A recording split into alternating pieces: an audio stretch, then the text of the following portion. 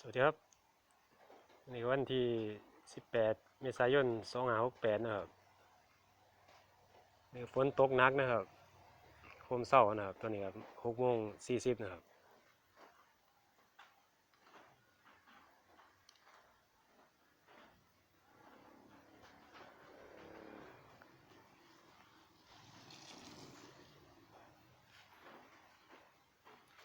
ลมแห้งเติมนะครับ